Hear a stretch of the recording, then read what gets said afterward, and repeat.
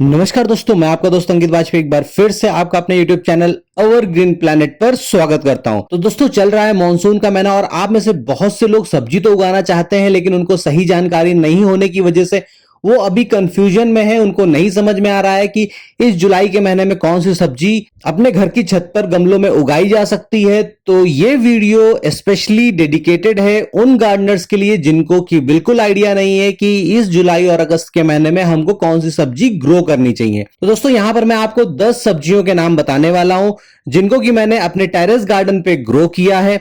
तो आप पहले इन 10 सब्जियों को देखें और इसमें से आप जो भी वेजिटेबल अपने टेरेस गार्डन में ग्रो करना चाहते हैं, आपको आइडिया नहीं है और उसका डिटेल्ड वीडियो चाहते हैं, तो मुझे कमेंट करके जरूर बताएं। और इन 10 वेजिटेबल्स में जिस भी वेजिटेबल के सबसे ज्यादा कमेंट आएंगे, अगला वीडियो में उस पर ही शेयर करूंगा। तो दोस्तों, ये मेरे टेरेस पे बनी हुई है क्यारी, जिसमें कि मैंने मार्च अप्रैल के महीने में सारी सब्जियां उगाई थी।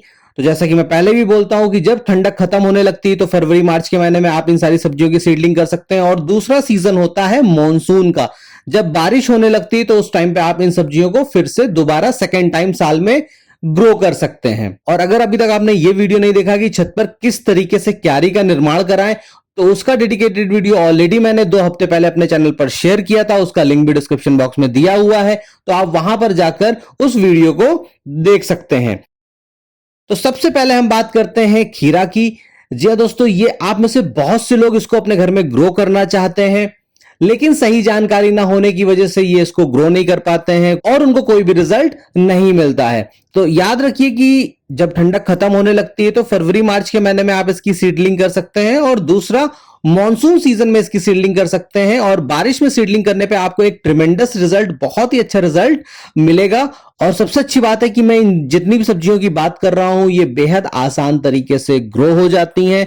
तो एक तो आप ग्रो कर सकते हैं खीरा का पौधा, दूसरा आप ग्रो कर सकते हैं ककड़ी का पौधा। जैसा कि आप ये मेरे गार्डन में देख सकते हैं कि इसमें ढेर सारी ककड़ियां आई हुई हैं और ये बेहद इजी टू ग्रो है। अब आपके दिमाग में क्वेश्चन ये भी आ रहा होगा कि अगर मुझे इनके बीज परचेज करने हैं तो वो मैं कहां से परचेज करूं। इन सारे बीज का लिंक डिस्क्रिप्शन बॉक्स में दिया हुआ है, तो आप वहां पर जाकर इन सीड्स को ऑनलाइन परचेज कर सकते हैं। तीसरा बेहद ही आसानी से ग्रो हो जाने वाली सब्जी है, वो है लौकी। और ये आप देख सकते हैं कि मेरी क्यारी में ढेर सारी लौकी आई हुई है। इसमें एक काम इंपॉर्टेंट होता है जिसको बोलते हैं हैंड पॉलिनेशन। तो अगर आपको नहीं पता है कि लौकी में किस तरीके से हैंड पॉलिनेशन किया जाता है, तो आप डिस्क्रिप्शन बॉक्स में बताइए लिखकर, तो मैं उसका भी डेडिकेटेड वीडियो आपके साथ शेयर कर दूंगा। चौथी लिस्ट में सब्जी है, वो है भिंडी। जी हां दोस्तों, बारिश के दिनों में आप इसकी सीडलिंग कर सकते हैं और ये आपको अक्टूबर नवंबर के महीने तक बढ़िया सब्जी देती रहेगी। अब हम आगे बढ़ते हैं और ये हमारी लिस्ट की 5वीं सब्जी है जिसको कि बोलते हैं कद्दू, पंपकिन। इसकी भी सीडलिंग आप इस टाइम पे कर सकते हैं 70 से 75 दिन में।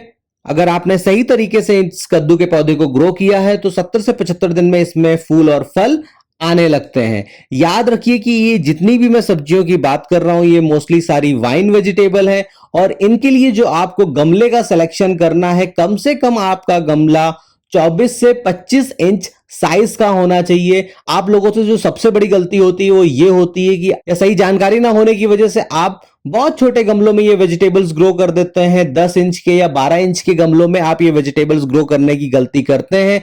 इस वजह से आपकी वाइन तो बड़ी हो जाती है, उसमें कली भी आ जाती है, फूल भी हो जाते हैं, लेकिन वो फाइनली फल में कन्वर्ट नहीं हो पाते। और अगर कन्वर्ट होते भी हैं तो रिजल्ट में आपको 1 या 2 ही फल मिल पाते हैं। तो इसलिए मैं आपको यही सजेस्ट करूंगा कि गमला प्रॉपर साइज का होना चाहिए। बहुत छोटे गमलों में आप ये बेल वाली सब्जियां ग्रो नहीं कर सकते। अगर आपको लगता है कि गमला कंपैरेटिव महंगा पड़ता है तो आप के लिए सेकंड ऑप्शन है कि आप ग्रो बैग, 24 इंच के ग्रो बैग मंगा लें और उसमें भी इन सब्जियों को बेहद आसान तरीके से ग्रो कर सकते हैं। अब हम चलते हैं अगली सब्जी की तरफ। जी हाँ दोस्तों, आप तरोई को भी इस मॉनसून सीजन में अपने घर में बेहद आसान तरीके से ग्रो कर सकते हैं। जैसा कि आप देख सकते हैं कि इसकी एक वैरायटी मैंने ग्रो करी है। इसकी 3-4 अलग अलग वैरायटी अवेलेबल है मार्केट में। अभी आपको डिसाइड करना है कि आप इसमें से कौन सी वैरायटी अपने घर में ग्रो करना चाहते हैं। सीड के लिंक ऑलरेडी डिस्क्रिप्शन बॉक्स में दिए हुए हैं, तो आप वहां से जाकर इन सारी वेजिटेबल के सीड परचेज कर सकते हैं। अगली बात करते हैं करेला। आप में से बहुत लोगों का बहुत फेवरेट होता है करेला और वो चाहते हैं कि अपने घर में इसको ग्रो करना। तो याद रखिए कि बारिश के टाइम में करेला भी एक बहुत ही आसानी से ग्रो हो जाने वाली सब्जी है। बस आपको ध्यान रखना है गमले की साइज। दूसरा आपको याद रखना है कि समय समय पर आपको अपने पौधों को क्या खाद देनी है। और तीसरा, जब आप अपने गमले की मिट्टी बना रहे हैं तो उसमें क्या क्या चीजें मिक्स करें ताकि एक अच्छी गमले की मिट्टी पौधों के लिए तैयार हो सके। तो ये सारी डिटेल इंफॉर्मेशन अगर आपको चाहिए तो आप प्लीज कमेंट करके मुझको बताएं। तो जिस पर भी सबसे ज्यादा कमेंट होंगे उसका वीडियो मैं आप लोगों के साथ अगला शेयर करूंगा। अब करेला के बाद हम बात करते हैं मिर्ची।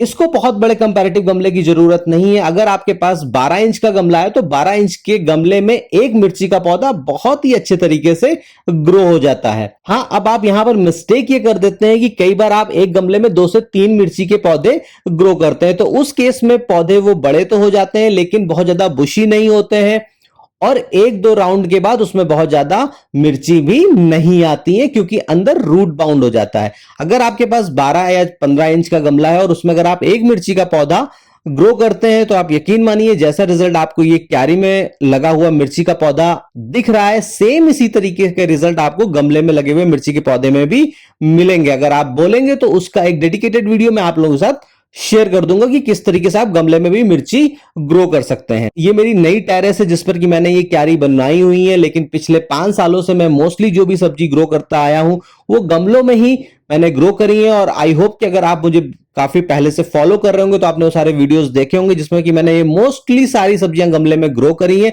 और बेहद ही एक अच्छा रिजल्ट आप लोगों के साथ शेयर किया है। अब हम आगे बढ़ते हैं और हम बात करते हैं बैंगन की। जी हाँ दोस्तों, बैंगन एक ऐसा पौधा जिसको कि आप पूरे साल ग्रो कर सकते हैं। आप अक्टूबर नवंबर के महीने में भी इसकी सीडलिंग कर सकते हैं। बस याद रखिए कि जब आप इसकी सीडलिंग कर रहे हैं उस टाइम पे आपके वेदर का टेम्परेचर 25 से 35 डिग्री सेल्सियस के बीच में होना चाहिए। टेम्परेचर बहुत कम ना हो और ना ही बहुत ज्यादा हो।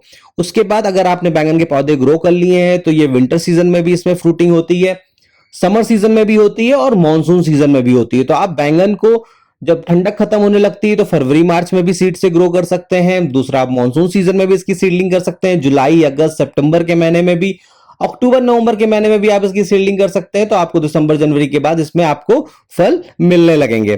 तो इस तरीके से आप बैंगन को अक्रॉस ईयर ग्रो कर सकते हैं। और अगर आप इसकी अच्छे से केयर करते हैं, अगर आपने इसको बड़े से गमले में या बड़े से स्पेस में लगाया है तो आपको सबसे अच्छी बात यह है कि इसकी बहुत ज्यादा मेंटेनेंस नहीं है और ये 2 से 3 साल, डिपेंड करता है कि आपने कौन सी वैरायटी लगाई है, डिपेंड करता है कि आपने इसको कितनी अच्छे से केयर करी है। तो 2 से 3 साल तक आपका ये पौधा सर्वाइव करता है। टाइम टाइम पर आपको इसकी प्रूनिंग करनी होती है। कटाई छटाई करने के बाद इसमें नई ब्रांच आती है और उसके साथ इसमें बैंगन आते ही रहते हैं। अब जो हम सबसे लास्ट वेजिटेबल की बात करते हैं वो है टिंडा। आप में से बहुत लोग इसको अपने घर में ग्रो करना चाहते हैं, सही आइडिया, सही जानकारी ना होने की वजह से आप इसको भी ग्रो नहीं कर पाते हैं। तो दोस्तों ये सारी समर सीजन की वेजिटेबल्स हैं। इट मींस कि अगर आप इसकी फरवरी मार्च में सीडलिंग करते हैं तो भी आपको इसका एक अच्छा रिजल्ट मिल जाता है। और दूसरा, अगर आप मानसून सीजन में इसकी सीडलिंग करते हैं तो उस टाइम पे भी आपको एक अच्छा रिजल्ट मिल जाता है। अगर आप विंटर सीजन में, यानी कि अगर आप नवंबर दिसंबर में इसकी सीडलिंग करते हैं तो पौधे तो जर्मिनेट हो जाते हैं, वो बड़े भी हो जाते हैं, लेकिन उसमें आपको रिजल्ट नहीं मिलता है। तो ये 10 वेजिटेबल प्लांट है जिसको कि आप इस जुलाई अगस्त के महीने में, जितनी जल्दी आप ये वीडियो देख रहे हैं, इसकी सीडलिंग कर दें। और सीडलिंग करने के बाद आगे का प्रोसेस अगर आपको नहीं पता है और आप चाहते हैं कि इसमें से पर्टिकुलर कोई एक वीडियो आप देखना तो कमेंट करके जरूर बताइए। तो मैं अगला वीडियो उसके ऊपर आपके साथ शेयर करूंगा। और जो मैंने लास्ट वीक क्यारी कैसे मैंने अपने छत पे बनवाई थी उसका वीडियो आप लोगों के साथ शेयर किया था। आई होप कि आप लोगों को वो वीडियो पसंद आया। तो अगर आप ये जानना चाहते हैं कि इस क्यारी में जो मैंने मिट्टी भरवाई है इसको मैंने किस तरीके से तैयार किया तो उसका भी वीडियो मेरे पास अवेलेबल है। तो अगर आप देखना चाहते हैं तो प्लीज कमेंट करके बताइए। तो अगर आप जानना चाहते हैं, आप भी अपने टेरेस गार्डन में क्यारी बनवाकर उसमें एक अच्छी पॉटिंग मिक्स भरवाना चाहते हैं ताकि आपको एक अच्छा रिजल्ट मिले, तो कमेंट करिए और मुझको बताइए। तो अगला वीडियो में आने वाले टाइम में वो भी आप लोगों के साथ शेयर करूंगा कि किस तरीके से आपको अपने क्यारी की या गमलों की एक अच्छी मिट्टी तैयार करनी चाहिए। तो उम्मीद करता हूं दोस्तों कि आपको मेरा वीडियो अच्छा लगा होगा। तो आप में से भी पहली बार मेरा चैनल देख रहा है तो प्लीज रेड कलर वाले सब्सक्राइब बटन को क्लिक करें और मेरे वीडियोस को सबसे पहले अपडेट पाने के लिए बेल वाले बटन को क्लिक करना बिल्कुल मत भूलें। कमेंट करके जरूर बताइए कि आपको अगला वीडियो किस टॉपिक पर देखना है ताकि मैं कोशिश करूं कि वो वीडियो आप लोगों के साथ शेयर कर पाऊं। तो फिर मिलूंगा आपको नए वीडियो में नई जानकारी के साथ। तब तक के लिए नमस्कार।